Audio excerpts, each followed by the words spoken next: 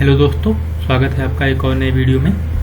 जैसा कि आप सभी को पहले से ही पता होगा कि हमारा ये जो सीरीज चल रहा है सोशल साइंस डीएसएसबी को लेकर के, और इसमें हम सब पीवाईक्यू जो भी आए हुए हैं, ठीक है, पीवाईक्यू जो भी आए हुए हैं उनका हम सब रिवीजन कर रहे हैं। और आज ये हमारा 4th क्लास है। इससे पहले हमारा 3 क्लास हो गया है, और आप यदि अभी तक वो नहीं देखे हैं तो उसको जा करके आप ज़रूर देख लीजिएगा। आपको फर्स्ट वीडियो और सेकंड वीडियो का लिंक आपको डिस्क्रिप्शन बॉक्स में प्रोवाइड कर दिया जाएगा, ठीक है। और आप हमारे चैनल पर भी जाएंगे तो प्लेलिस्ट में भी आपको वीडियो का प्लेलिस्ट आपको मिल जाएगा, ठीक है, DSSB TGT SST practice batch के नाम से, ठीक है। और दूसरी चीज़, अभी तक यदि आपने चैनल को सब्सक्राइब नहीं किया है तो चैनल को सब्सक्राइब कर लीजिए, और यदि वीडियो अच्छा लगेगा तो आप उसको लाइक ज़रूर कर दीजिएगा, ठीक है।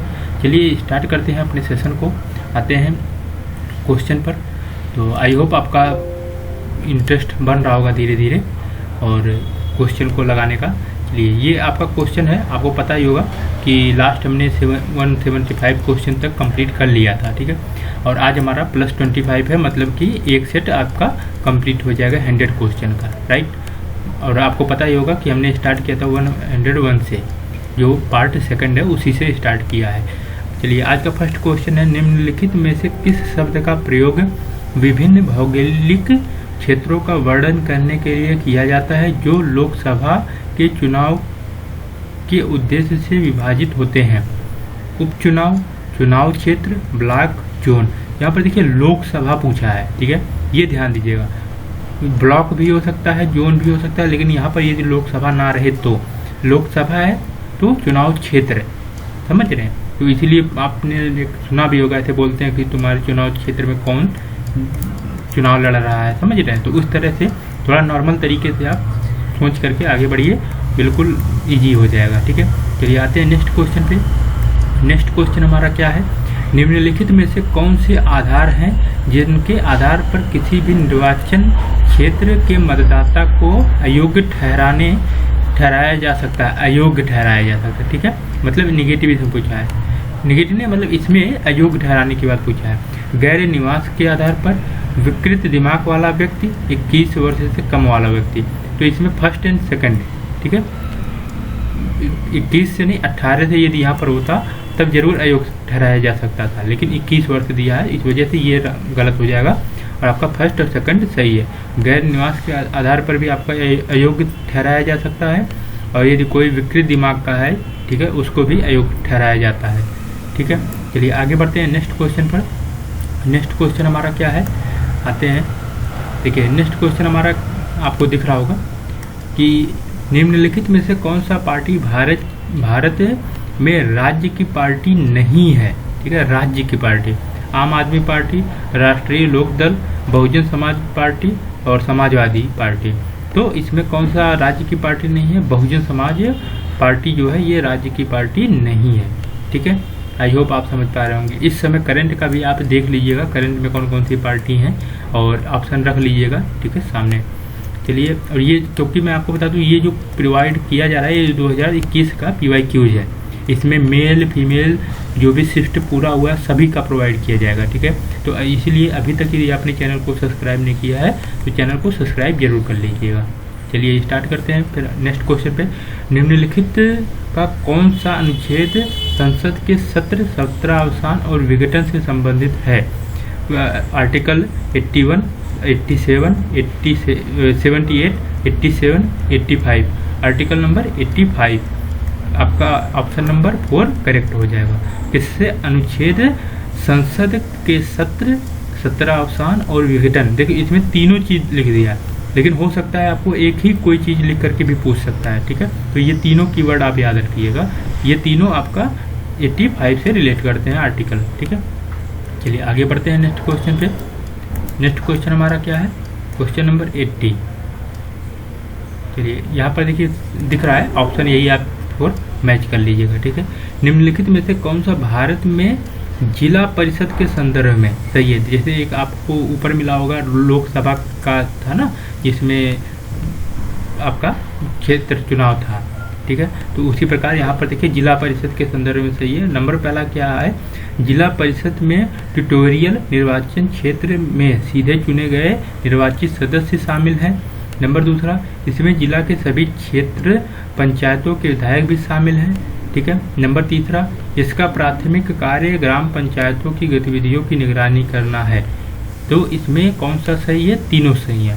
मतलब फर्स्ट भी आपका सही है, सेकंड भी आपका सही है और थर्ड भी आपका सही है। ठीक है। मतलब कि फर्स्ट, यहाँ पर सेकंड, यहाँ पर थर्ड, और ऑप्शन नंबर 4 आपका सही है। ठीक है। चलिए आगे बढ़ते हैं नेक्स्ट क्वेश्चन पे। आज का इसका मुझे लगता है लास्ट है। ठीक है जी, ये आ गया क्वेश्चन नंबर 81। ठीक है, ये आज का क्वेश्चन है 81 नंबर क्वेश्चन आपके बीच में। आई होप आपको दिख रहा होगा क्लियर। निम्नलिखित में से किस वर्ष में आज़ादी की घोषणा ने संयुक्त राज्य अमेरिका के कानूनी निर्माण किया? ठीक है, ये कानूनी निर्माण किया कौन था? 1776, राइट, 1776। चलिए नेक्स्ट क्वेश्चन पर आते हैं। देखिए इसमें करंट अफेयर नहीं है, ये ध्यान दीजिएगा। ये आपका 100 नंबर का जो है उसका है, समझ रहे हैं? तो इसमें करंट अफेयर नहीं है कि आप ये सोचिए ये तो करंट का समय था, नहीं। ये आपका 100 जो मार्क्स है ये आपके सब्जेक्ट का है। ये इसमें से कोई भी क्वेश्चन आपका रिपीट हो सकता है। और क्वेश्चन क्या है? जॉन लॉक द्वारा लिखित निम्नलिखित में से कौन सी पुस्तक शास्त्रीय उदारवादी विचारों की एक महत्वपूर्ण स्रोत पुस्तक है? कौन है? Second treatise on government. ठीक है, ये आपका है। ठीक है, किसका? जॉन लॉक द्वारा लिखित है, जॉन लॉक द्वारा। ठीक है, चलिए आगे बढ़ते हैं नेक्स्ट क्वेश्चन। अच्छा यहाँ पर देखिए, यहाँ पर लॉक भी लिखा है, क्लॉक। ठीक है, तो यहाँ से आप एक रिलेट कर सकते हैं कि सेकंड जो है इसका इस मतलब माध्यम से थोड़ा सा आपको याद होना चाहिए, बस मेन उद्देश्य तो नौकरी प्राप्त करना है। ठीक है, निम्नलिखित में से किस प्रकार का लोकतंत्र विशेष रूप से वैश्वीकरण के विचार से जुड़ा है? ठीक है, भागीदारी प्रजातंत्र और सुविचार लोकतंत्र, सामाजिक लोकतंत्र, महानगरीय लोकतंत्र। कौन सा जुड़ा है? महानगरीय लोकतंत्र। ऑप्शन नंबर आपका 4 सही है। ठीक है, चलिए नेक्स्ट क्वेश्चन पर आते हैं। क्वेश्चन नंबर नेक्स्ट हमारा 84 नंबर क्वेश्चन है और आई होप आपको दिख रहा होगा। चलिए क्वेश्चन तो दिख रहा है, ऑप्शन यही सेम है। ठीक है, 4 ऑप्शन आपका यही सेम दिया है। चलिए क्या है, थोड़ा सा मैं और ऊपर कर देता हूँ, एक काम करता हूँ हिंदी में ही लेकर आ जाता हूँ। ठीक है, चलिए ये है आपका क्वेश्चन। और बोलीविया, ठीक है, बोलीविया में पानी के निजीकरण के विरोध का नेतृत्व किसने किया था? फेंडेकोर संगठन, राजनीतिक दल। कौन किया था? पहला जो आपका ऑप्शन सही है, फेंडेकोर संगठन ने ही किया था। ठीक है, बोलीविया के पानी के निजीकरण के विरोध में। ठीक है, कौन किया था? फेंडेकोर। ओके, राजनीतिक दल ने नहीं किया था। ठीक, चलिए नेक्स्ट क्वेश्चन पर आते हैं। नेक्स्ट क्वेश्चन हमारा क्या है? 84 नंबर क्वेश्चन, 85 है सॉरी। 1959 के लोकतंत्र के नेपाल के शाही संविधान के संदर्भ में निम्नलिखित में से कौन सा सही नहीं है? ठीक है, निगेटिव इसमें पूछा है। और ऑप्शन नंबर फर्स्ट आपका क्या है? इसने एक संवैधानिक राजतंत्र के तहत संसदीय प्रणाली की परिकल्पना की, ये आपका सही है। यहाँ पर देखिए 1959, ठीक है, ये ध्यान दीजिएगा। और इसने द्विसदनीय विधायिकी जैसी प्रतिनिधि संस्थाओं के लिए प्रावधान किया। नंबर तीसरा, संविधान के सभी या किसी भाग को निलंबित करने के लिए राजा को आपातकालीन शक्तियां प्रदान की थी। ये तीनों आपका सही है, लेकिन जो चौथा है, राजा को सेना और विदेशी मामलों पर कोई नियंत्रण नहीं दिया गया था, ये आपका गलत है। ठीक है, समझ रहे हैं, ये आपका गलत है, नंबर 4। ठीक, चलिए नेक्स्ट क्वेश्चन पर आते हैं। अब ये क्वेश्चन आपका इम्पोर्टेंट हो सकता है। ठीक है, अब क्योंकि नेपाल इस समय एक करंट का पॉइंट बना हुआ है, तो आप ये ध्यान दीजिएगा। ठीक है, भारतीय संविधान की 8वीं अनुसूची से संबंधित है। देखो हमने पहले ही बोला था कि जितने 12 अनुसूची है पूरा आप रिवीजन कर लीजिएगा। ठीक है, ये आपने रिवीजन कर लिया होगा तो आपको वहाँ पर डायरेक्ट लिखा होगा कि भाषा से रिलेटेड है। ठीक है, जो लैंग्वेज आपका है, जितने भी लैंग्वेज है सब, ठीक है, इससे रिलेटेड है। नेक्स्ट क्वेश्चन पर आते हैं हम।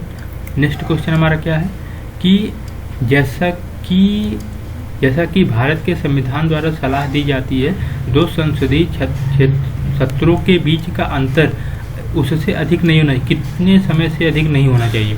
6 महीने। ये तो सिंपल क्वेश्चन है, लेकिन ये इम्पॉर्टेंट क्वेश्चन है, बहुत बार आया है DSLP के अलावा भी बहुत एग्जाम में। ठीक है, चलिए नेक्स्ट क्वेश्चन पर आते हैं। क्वेश्चन नंबर हमारा नेक्स्ट क्या है? भारतीय संविधान का रिक्त स्थान है, कुछ दशाओं में दोनों सदनों की संयुक्त बैठक के बारे में बताया जा सकता है। आर्टिकल 101, 108, 150 और 120। कौन सा आर्टिकल नंबर 108? मतलब कि ऑप्शन नंबर 2 सही। अच्छा, ये भी बताइएगा संयुक्त बैठक कौन बुला सकता है? ठीक है, ये भी आप मुझे कमेंट करके बताइएगा। ठीक है, चलिए नेक्स्ट क्वेश्चन पर आते हैं। नेक्स्ट क्वेश्चन हमारा क्या है? नेक्स्ट क्वेश्चन हमारा है, भारत के नियंत्रक और महालेखा परीक्षक के कार्यकाल के प्रशासनिक व्यय। ठीक है, प्रशासनिक व्यय रिक्त स्थान पर प्रभारित होते हैं। भारत के समेकित निधि, भारत की आकस्मिक निधि। ठीक है, तो इसमें कौन सा समावेश होता है? केवल पहला, भारत की समेकित निधि। ठीक है, भारत का समेकित निधि ही प्रशासनिक व्यय पर प्रभावित होता है। ठीक है, चलिए नेक्स्ट क्वेश्चन पर आते हैं। नेक्स्ट क्वेश्चन हमारा क्या है?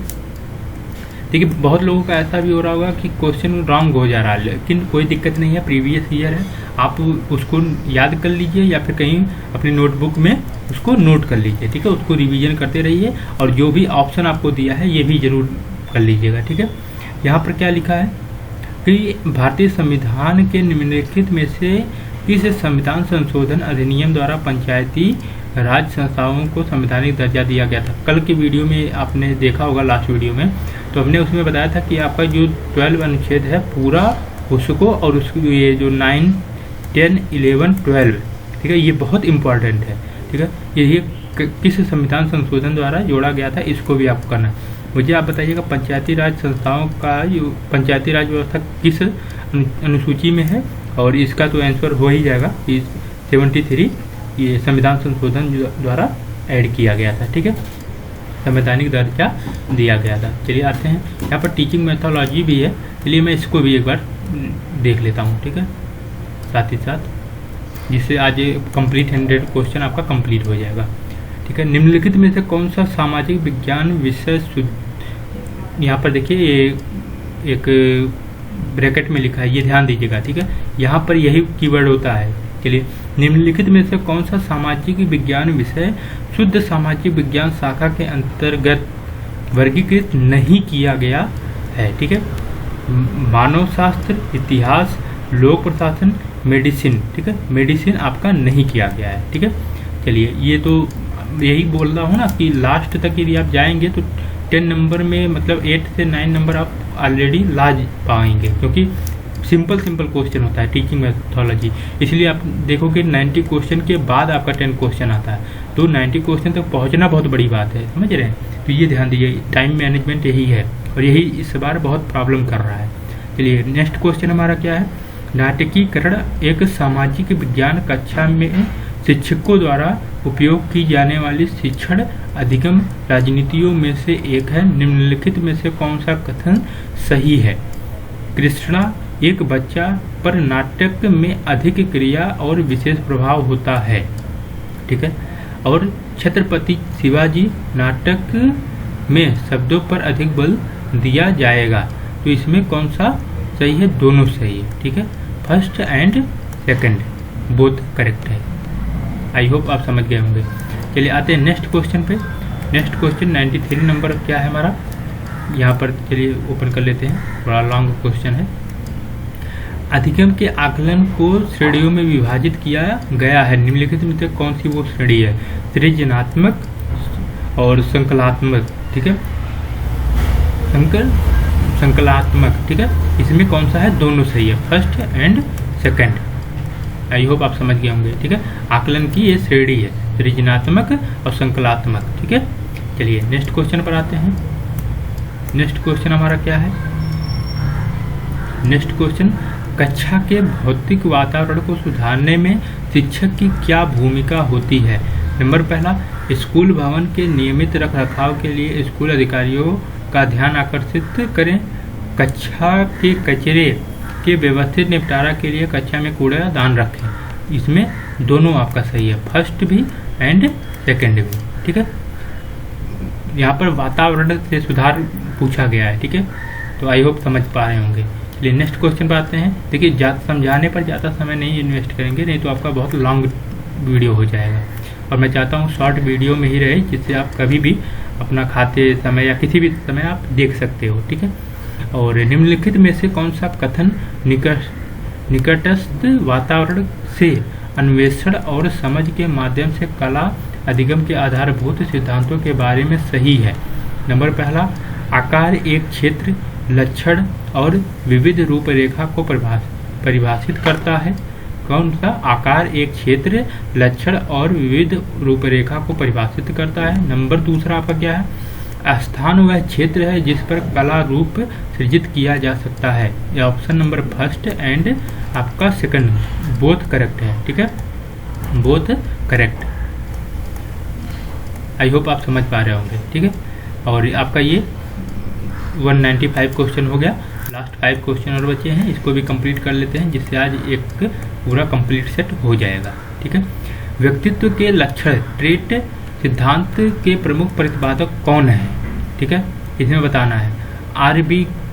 कैंटल है या H.J. स्नक है या सिगमंड फ्रायड है। ठीक है, तो आपका कौन कौन है? First and second R.B. कैंटल है और H.J. स्नक है। ठीक है, स्नक। चलिए नेक्स्ट क्वेश्चन पर आते हैं। नेक्स्ट क्वेश्चन 97 नंबर है और थोड़ा लॉन्ग क्वेश्चन है। देखिए, बच्चे के अधिगम के आकलन करने की तकनीकी स्थिति निम्नलिखित में से कौन सा संयोजन सही है? ठीक है, कुछ बच्चे की यहाँ पर क्या लिखा है? अधिगम से संबंधित है, और वो अधिगम में आकलन से करने की तकनीक। ठीक है, ये ध्यान दीजिएगा, आकलन आपके माइंड में होना चाहिए। कुछ बच्चे किसी भी आधारभूत शैक्षणिक कौशल को सीखने में सक्षम नहीं हो सकते, लेकिन उनमें किसी अन्य क्षेत्र में प्रतिभा हो सकती है। क्षतिपूर्ण तकनीक। ठीक है, यहाँ पर देखिए, ये मतलब इसका मतलब क्षतिपूर्ण तकनीक है। सुमन कक्षा 4 में पढ़ रही है, वह कक्षा के पाठों का पालन करने में सक्षम है, लेकिन जब शिक्षिका मौखिक परीक्षा में उससे प्रश्न पूछती है तो वो बता नहीं सकती। परिवर्तन तकनीकी। ठीक है, इसमें दोनों सही है, first and second both correct. ठीक है, आकलन का सही संयोजन यही है। यदि कोई सीखने में ही सक्षम नहीं है और अन्य क्षेत्र में वो प्रतिभावान है, तो वो क्षतिपूर्ति तकनीकी के माध्यम से उसका आकलन किया जा सकता है। और जो मतलब पढ़ती भी अच्छी है, सब कुछ अच्छे करती है, प्रश्न पूछने पर रिप्लाई नहीं दे पाए, तो परिवर्तन तकनीक है, उसको परिवर्तन लाने की जरूरत है। ठीक है, तो उसमें ये देखना पड़ सकता है। चलिए नेक्स्ट क्वेश्चन पर आते हैं। नेक्स्ट क्वेश्चन हमारा क्या है? 198 क्वेश्चन है। निम्नलिखित में से कौन से एक सशक्त महिला के संकेतक हैं?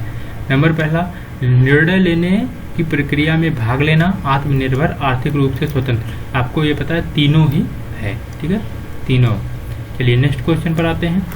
Next question 199 last second question ये हमारा है, और इसके बाद एक क्वेश्चन और है, उसको कंप्लीट करके आज का एक सेट कंप्लीट। ठीक है, भाषा अधिग्रहण के चरण बच्चों की आयु का निम्नलिखित में से कौन सा संयोजन सही है? और बड़बड़ाना लगभग 6 महीने, एक शब्द चरण लगभग 1 वर्ष। आपका first and second both correct है। ठीक है, चलिए नेक्स्ट क्वेश्चन पर आते हैं, आज का लास्ट क्वेश्चन। और अभी तक जिन्होंने चैनल को सब्सक्राइब नहीं किया है, चैनल को सब्सक्राइब कर लीजिए, क्योंकि इसी तरह का पूरा आपका कई सेट आपको प्रोवाइड किया जाएगा। और जो आपके क्वेश्चन प्रैक्टिस, जो आप कहते हैं ना कि 1000 या 500 क्वेश्चन कहाँ से करूं, ये यही है, ये ऐसे ही किया जा सकता है। ठीक है, तो अभी यदि आपने चैनल को सब्सक्राइब कर लिया तो बहुत अच्छी बात है, वीडियो को लाइक भी कर दीजिए यदि आपको अच्छा लग रहा हो। और अभी तक यदि चैनल को सब्सक्राइब नहीं किया तो सब्सक्राइब कर लीजिए, जिससे जैसे ही वीडियो आए तो आपको प्रोवाइड तुरंत मिल जाए। ठीक है, लास्ट क्वेश्चन क्या है? किसी व्यक्ति की बुद्धि और विकास को प्रभावित करने वाली आंतरिक कारक डैश है? बुद्धिमत्ता, अनुवांशिकता कारण, सामाजिक प्रकृति। तीनों आपका है। ठीक है, फर्स्ट, सेकंड और थर्ड, मतलब कि ऑप्शन नंबर आपका 3 करेक्ट है। आई होप आप समझ गए होंगे। और इसके बाद भी अभी हमारे पास बहुत क्वेश्चन है, मतलब बहुत ज़्यादा क्वेश्चन है, आपको बस करते रहना है। ये जी कंप्लीट हो गया। और यहाँ पर कुछ और दिया है। चलिए अब देखिए यहाँ से फिर से ये नया सेट आपका स्टार्ट हो रहा है, तो इसको हम नेक्स्ट वीडियो में करेंगे। आज के लिए इतना ही, फिर मिलते हैं किसी नेक्स्ट वीडियो में। और यदि अभी तक आपने चैनल को सब्सक्राइब नहीं किया है तो सब्सक्राइब कर लीजिए, और जो भी आपके ऐसे फ्रेंड हैं जहाँ पर आप ग्रुप में या कहीं ऐड हो तो आप वहाँ पर वीडियो को शेयर कर लीजिए, जिससे सभी लोग इस PYQs को सॉल्व कर सकें। ठीक है, चलिए थैंक यू सो मच।